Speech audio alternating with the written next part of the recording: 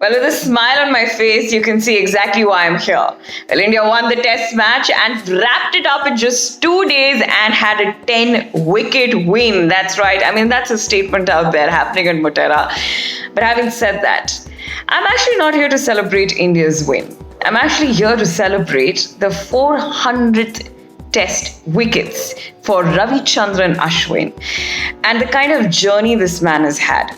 You know, when I was watching the match and I saw him take those 6 wickets, and it was so interesting to see our spinners do the job so perfectly well. And also you had Ravichandran Ashwin, who's a senior player, and then you have an Akshar Patel, who's like the new kid on the block. And both of them delivering for India clearly showed how well Indian cricket has groomed its players and how much do they believe in their in the senior cricketers who bring forth experience, and then there's energy, and then there's the result.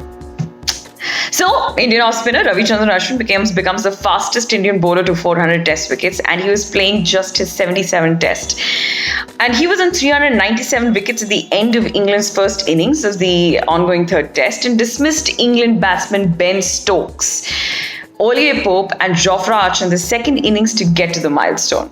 Ashwin is only behind Sri Lanka's Muthaiya Muralitharan in the list of fastest players to 400 wickets in tests. Muralitharan got there in 72 matches. Other Indians to have picked up more than 400 wickets are Anil Kumble, 619, Kapil Dev, 434, and Harbhajan Singh, 417. Well, the 400th wicket was of Jofra Archer, who missed with an expensive sweep shot as the ball hit him low on the pad, and India appealed and the on-field umpire gave it out. Well, Ashwin's moment was briefly interrupted as Archer reviewed the decision only for DRS to return with 3 dots and complete a well-deserved feat for India's premier off-spinner. So how did it all happen for him? Let's just go back the memory lane, and I remember that Ashwin going constantly in and out of the team. The Willie off-spinner was actually picked up in the Indian squad for the 2011 World Cup in the Indian subcontinent. However, he was played for only 2 games, including the quarter-final, and then he was omitted for the final. Ashwin has been consistent in the opportunities that he has gotten so far and has taken over as the lead spinner in the test side after the selectors dropped Harbhajan Singh for the test series against West Indies in 2011. And he formed a successful partnership with left-arm spinner Pragyan Ojha, especially in tests in India. And Ashwin was finally given an extended test run and was adjudged the man of the series in the Border Gavaskar Trophy in 2013. Starting his journey as India's go-to bowler on subcontinent pitches with impressive tally of 29 wickets in the series. Well, in the process, he became the 3rd Indian off-spinner to take 25 plus wickets in a series after Harbhajan Singh's 32 and, of course, Erapalli Prasanna's 26. In the first test match of the home series against West Indies in November 2013, Ashwin got his 2nd ton and also put up a record of 7th wicket partnership of 280 runs along with Rohit Sharma, going on to get his 100th wicket in the 18th test. Well, that's another record for Ravichandran Ashwin.